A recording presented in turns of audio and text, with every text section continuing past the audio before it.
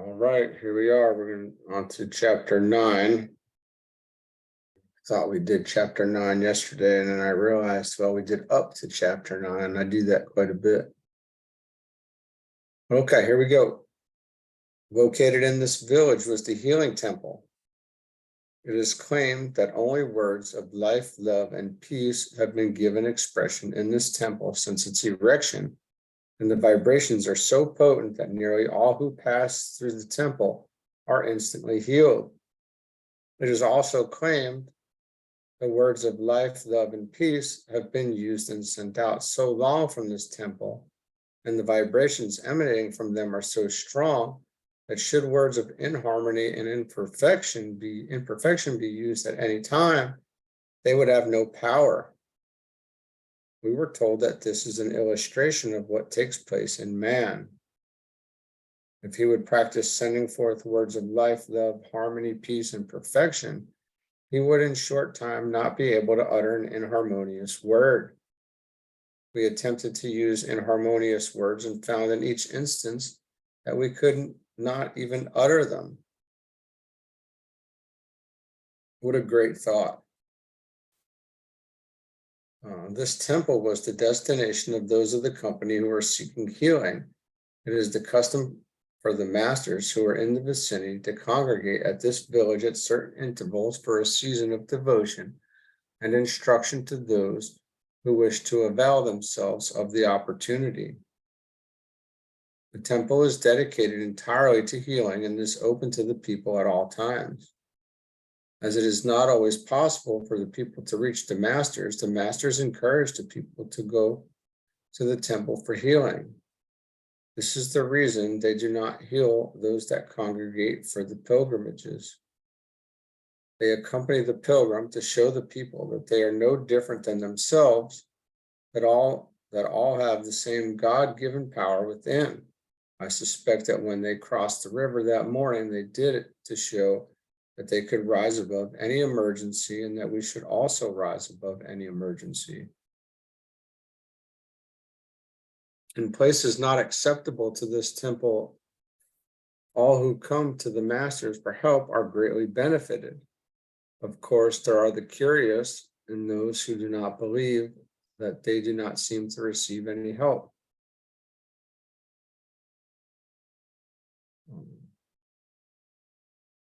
We witnessed a number of assemblages of from 200 and 2,000 people, from 200 to 2,000 people, and all those desiring healing were healed. A great many told us they were healed by declaring silently that they desired to be made whole. We had the opportunity to observe a large number of those healed at different times, and we found that about 90% of these healings were permanent, while all the healings in the temple seemed to be permanent. It was explained that the temple is a concrete thing located in one place, representing the God center, the Christ in the individual, just as all churches should typify this God, or Christ center in the individual, and that it is always accessible to those desiring to go there. They could go to the temple as often as they chose and stay as long as they wished. The ideal is thus formed in the mind of those who come to it, and the ideal becomes fixed in mind.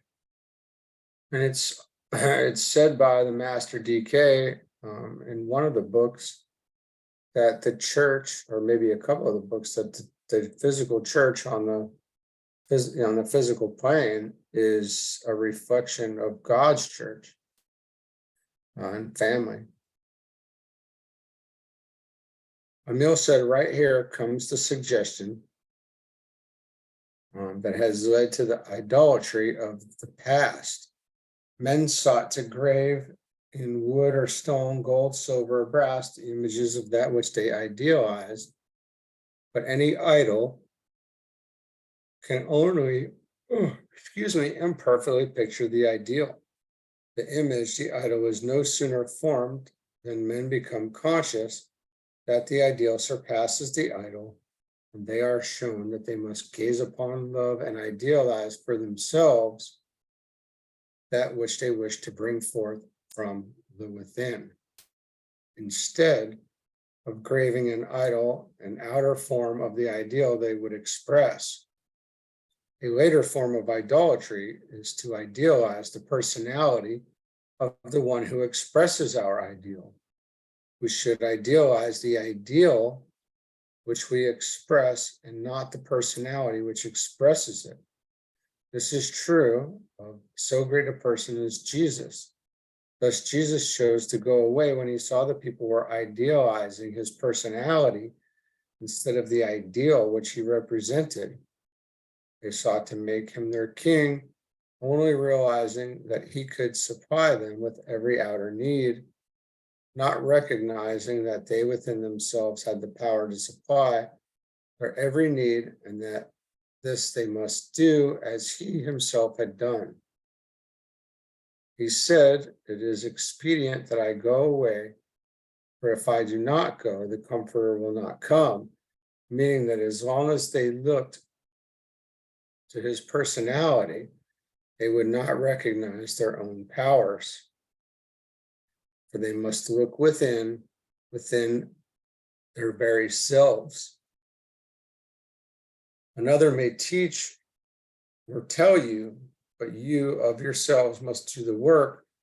For if you look to another, you build the idol instead of bringing forth the ideal. That's it puts a lot of responsibility. I know that puts the responsibility right on us there. But again, we have to look to where this is coming from. We're looking at the cause instead of the effect now. That's where we're at. We're witnesses of the effect and attempting to commune with, see, and understand the cause and significance and meanings of these things and the source of these things.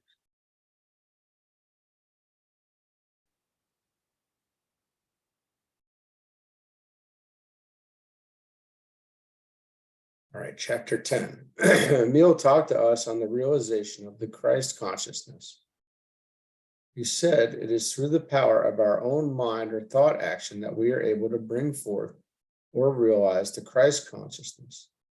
Through the power or process of thought, we can transmute and evolve our bodies or our outer conditions and surroundings through recognition of this Christ consciousness within ourselves, so that we will never experience death nor any change called death. This is done wholly through man's power to visualize, idealize, conceive, and bring forth that which he gazes upon. This is done by first knowing or perceiving or having faith that the Christ is within ourselves, saying the true meaning of Jesus' teaching, holding our body, one with God, made in the image and likeness of God, and merging that body into the perfect God body, just as God sees us. We have idealized, conceived, and brought forth into manifestation the perfect God body. We are born again truly and in the spirit kingdom of God. It is in this way that we can return all things to the universal mind substance from which they sprang, and bring them back or return them perfect into outer form or manifestation. And by holding them in their pure spiritual perfect state, the vibrations are lowered and the things we wish to create come forth in perfect form. In this way, we can take every false belief, every old condition, every sin, all of our past life, does not matter what it has been, how good or seeming bad, does not matter what mountain or false belief or doubt and unbelief or fear we or anyone else have erected about us in our paths. And we can say to all of them, I now return you to the great ocean of universal mind substance, from which all things come forth and where all is perfection, and from which you sprang, there to be again resolved into the elements from which you were created. I now return you or bring you back from that pure substance as perfect and pure as God sees you, and hold you always in that absolute perfection. We can say to ourselves, I now realize in the old order of things that I brought you forth imperfectly and you manifest imperfectly. Realizing the truth, I now bring you forth perfect as God sees you. You are reborn perfect, and it is so. We must realize that the inner alchemist, God within, has taken hold of this and has transmuted, refined, and perfected that which seemed imperfect, that which we brought forth and are now returning.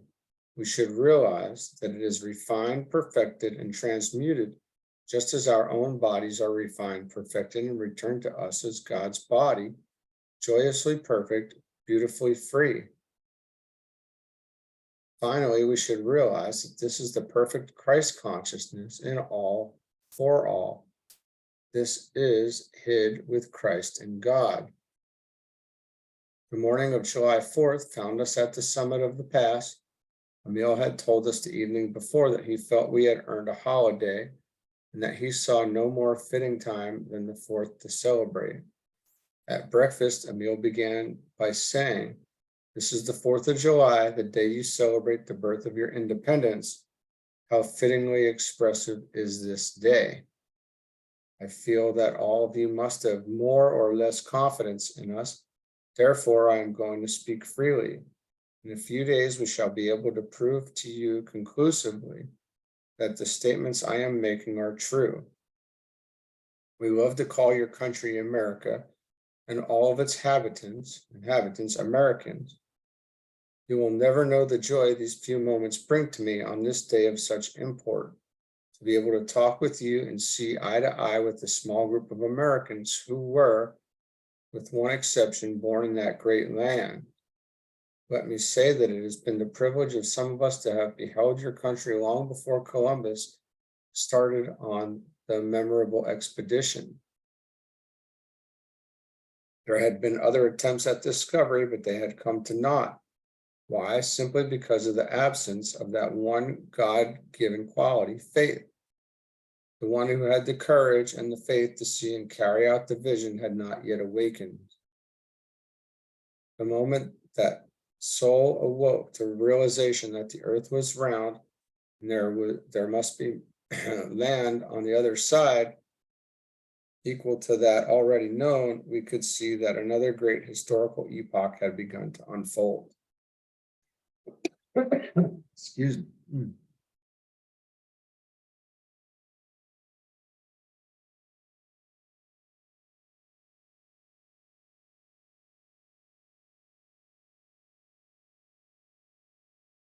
Who but the great omnipotent one, who sees all things, could have awakened that little grain of faith in the soul of Columbus? What were his first words as he stood before the Queen that day, not recognizing the high power? "Oh, dear Queen, I am firmly convinced that the earth is round, and I wish to sail forth and prove it. I do not know whether you recognize it, but those words were God-inspired, and Columbus was recognized as one who had the determination to carry out what he undertook." Then the long sequence of events started to unfold, which was shown us years before, not in its entirety, but enough so that we have been able to follow. Of course, we dreamed of the most unbelievable wonders to be accomplished and recorded in a seemingly short span of years has passed, but those of us that have been privileged to live through it now fully realize that far greater wonders are in store for your great nation. We feel that the time has come for your nation to awaken to its true spiritual import, and we wish to do all we can to help you to this realization.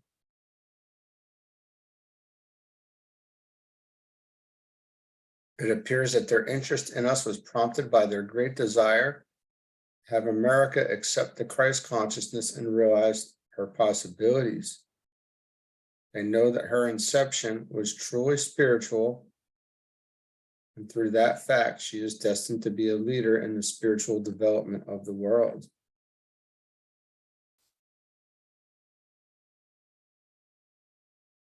All right, chapter 11. After the meal was finished and we were sitting around the table, one of our party asked how the room was warmed.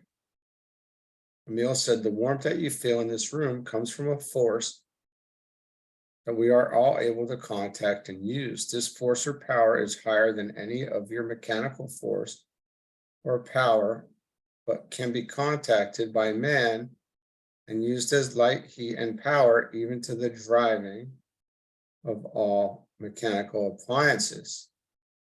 It is what we call a universal force. If you were to contact and use this force, you would call it perpetual motion. We call it universal power, God power, supplied by the Father to work for all his children. It will turn and move every mechanical device, furnish transportation without the consumption of fuel in any way. It will also furnish light and heat. It is everywhere present without money or price and can be contacted and used by all." One of our party asked if the food had been prepared by this force. We were told that the food came prepared as we had eaten it direct from the universal, just the same as the bread and the other provisions had been supplied heretofore. We were then invited by Emil to accompany the group to their home, about 200 miles distant, where we would meet Emil's mother. He went on to say, "My mother is one who has so perfected her body that she was able to take it with her and go on and receive the highest teachings. Therefore, she is living in the invisible at all times. She is doing this from choice as she wishes to receive the highest. And by receiving the highest teachings, she is able to greatly assist us. In order to make this clear to you, I might say that she has gone on until she has reached the celestial realm, as you would call it, the place where Jesus is. This place is sometimes called the seventh heaven.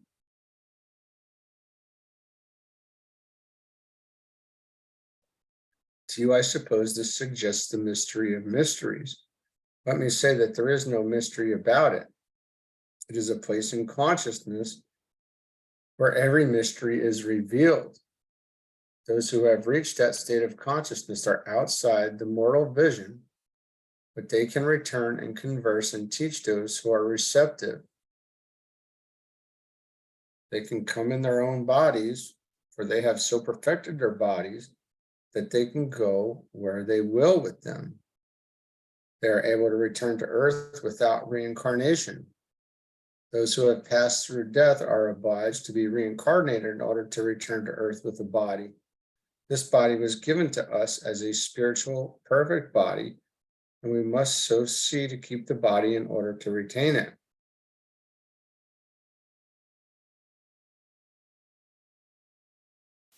Those who have left the body and have gone on in spirit now realize that they must again take up a body and go on and perfect it. It was arranged before leaving the table that evening that the party should divide into 5 groups, each group in charge of one of the 5 that had appeared in the room and taken dinner with us. This would enable us to cover a larger field and would greatly facilitate our work. At the same time, it would enable us to verify such things as traveling in the invisible and thought transference. This plan would give us at least 2 of our men in each party, and one of the 5 as leader. We would be quite widely separated, yet we were to keep in touch through those who are so greatly befriending us and giving us every opportunity to prove their work. Now, it should be noted that the masters create a new body or keep one of their old. They keep the body that they become master in. This is from the Blue Books. They keep the body they become master in, or they can create what's called a Maya Varupa and create this body to be used when needed. I guess, as we could say. This is all the stuff that we find in the blue books, and these books align in many ways. Now, I'm not saying that DK is teaching this level of stuff in the blue books. It says this is not where we learn these things. The blue books are teaching us how to get to a certain point in our evolution, which is prior to this, but necessary steps on the way. But it is also nice to see the kind of training that comes later and what is possible later. All right, let's do chapter 12. The next day, all details were arranged, and 3 of our party, including myself, were to accompany Emil and Jast. The morning following found each party with its guide and attendants, all ready to depart in different directions, with the understanding that we should carefully observe and record all that occurred, and should meet 60 days later at Emil's home in the village just spoken of, 200 miles distant. We were to keep in communication with each other through our friends. This was accomplished each evening by these friends conversing with each other or traveling back and forth from party to party. If we wish to communicate with our chief or with any other members of our party, all we need to do is to give our message to our friends, and in an incredibly short time, we would have the answer. In giving these messages, each would write them out in full and note the time to the minute on each message. Then when the answer came, we would do the same. When we came together again, we would compare notes and found that all noted corresponded. Aside from this, our friends would travel from one camp to another and converse with us. We kept accurate records of these appearances and disappearances. Also, we noted the time, the place, the conversations, and all checked fully when we compared notes later. At times after this, we were widely separated. One party would be in Persia, one in China, one in Tibet, one in Mongolia, and one in India, always accompanied by our friends. At times they traveled in the invisible, as we called it, distances as great as 1,000 miles, and kept us informed as to the happenings and progress in each camp. The destination of the party to which I was assigned proved to be a small village to the southwest, located on an elevated plateau well up in the foothills of the Himalayas, and about 80 miles from our starting point. We did not take any provisions for the trip, but we were amply provided for at all times and had very comfortable quarters. We arrived at our destination early in the afternoon of the 5th day, were greeted by a delegation of villagers and shown to comfortable quarters. We noted that the villagers treated Emil and Jas with the utmost reverence. We were told that Emil had never visited the village, but that Jas had been there before. The occasion of his first visit was in response to a call for help to rescue 3 villagers from the fierce snowmen that inhabit some of the wildest parts of the Himalayas. This present visit was in response to a similar call and also to minister to the sick who could not leave the village. These so-called snowmen are outcasts and renegades who have lived in the snow and ice regions of the mountains until they have developed a tribe that is able to live in the mountain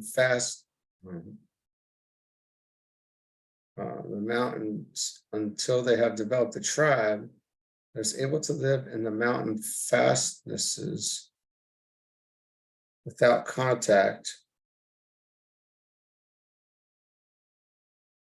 with any form of civilization. Though not numerous, they are very fierce and warlike, and at times capture and torture those who are unfortunate enough to fall into their hands.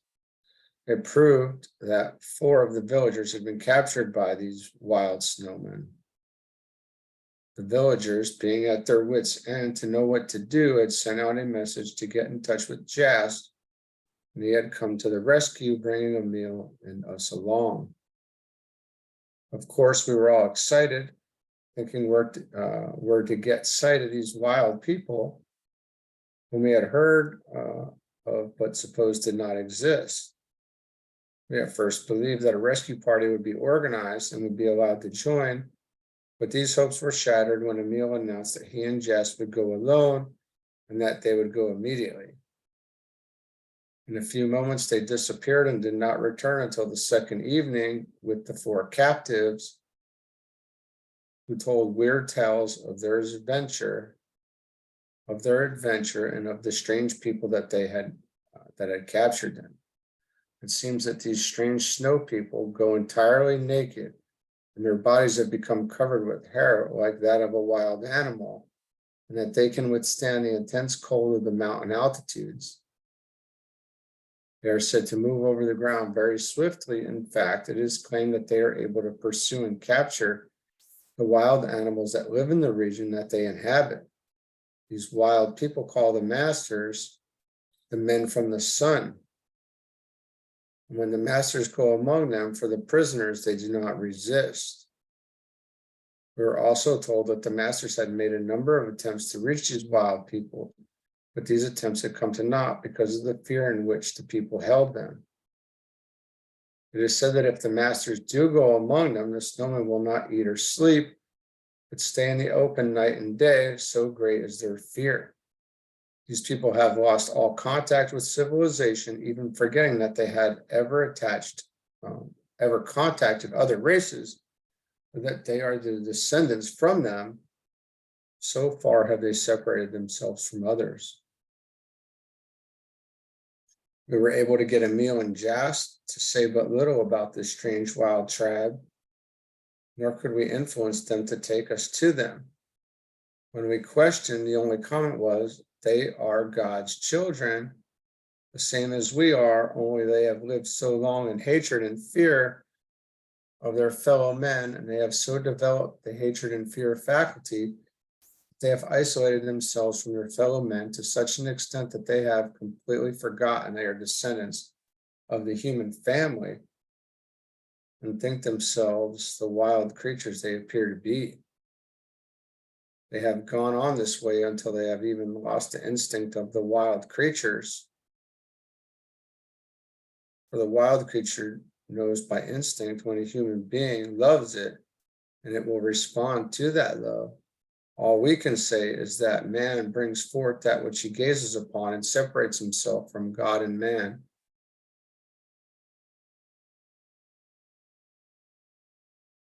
And in this way, he can go lower. And in this way, he can go lower than the animal. It would serve no purpose to take you among them. It would instead harm those people. We are in hope someday to find someone among them who will be receptive to our teaching, and in this way, reach them all. I'm going to call it there for today. We've got treatise on white magic first thing in the morning. Tomorrow's Sunday.